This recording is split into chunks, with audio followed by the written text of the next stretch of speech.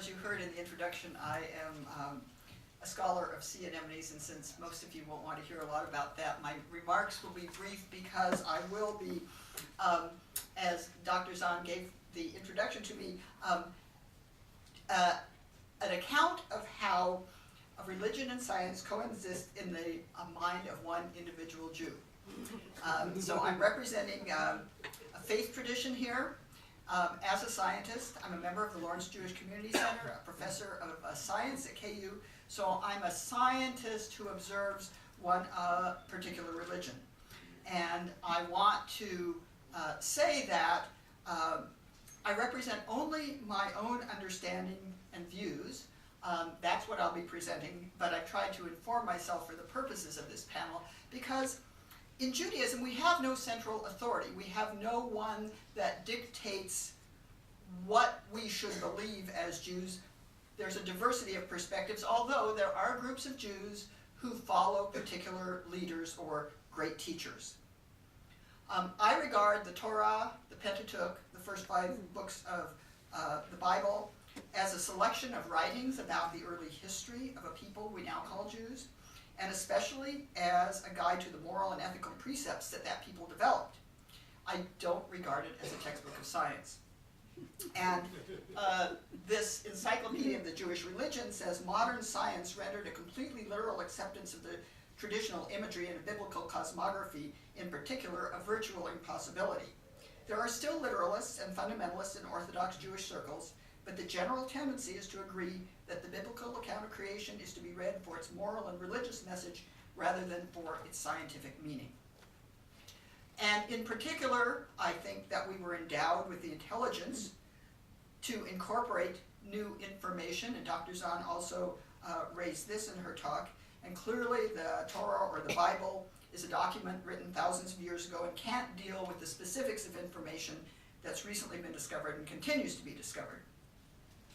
So I see absolutely no conflict, and I'll try to explain to you why I see no conflict, how I manage what some people view as a conflict, and why I don't think it's closing half of my mind while doing the other thing.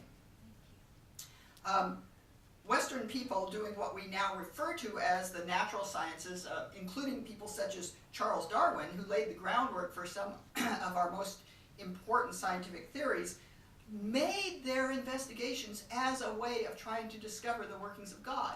So they didn't either see any conflict here, although Darwin was reluctant to publish his findings for fear that they would be seen as somehow heretical. So my personal reconciliation, an anecdotal example, a personal perspective about the coexistence, is that I see science as one of a diversity of ways to organize information about the world we live in. And there are very strict bounds about the rules of science and what falls under the purview of science and what does not. So science is a very important lens to organize information, but it's not appropriate to every kind of experience we have in life. Aesthetics, for example, doesn't fall under science to my mind, and there's no conflict with science.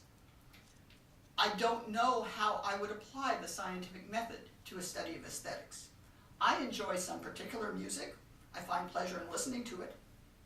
Other music doesn't give me pleasure at all, but it does give pleasure to some people. So my personal tastes are not universal. The same music, this music can be analyzed. We can figure out what the frequency is of the vibrations that give tones. That's science. We can understand harmonics. That's science. We can even understand how string instruments create those notes, how brass instruments create those notes. But whether it's good is not science. Whether it's good somehow lies in our aesthetic realm. So that's outside the realm of scientific analysis as far as I'm concerned. We can do polls, we can do surveys, we can find out how many people like Bach as opposed to Beethoven or the Rolling Stones, but that's survey, that's social science, but that isn't giving us the kind of objective repeatable information that we use in the natural sciences. Another example maybe is my love for my husband. It's outside the purview of natural sciences, I understand. We understand why we should have these drives. We understand the biological end that love is all about. We understand the imperative and the consequences of it. We can measure arousal. We can do things of that sort to draw scientific conclusions about it. But why I'm attracted to certain kinds of men and not others is not something that science can address. So I think that the issues of replicability and objectivity that are inherent in science are just simply impossible in some spheres of our activity, and I have no problem recognizing that some of the world belongs in one sphere and some in the other.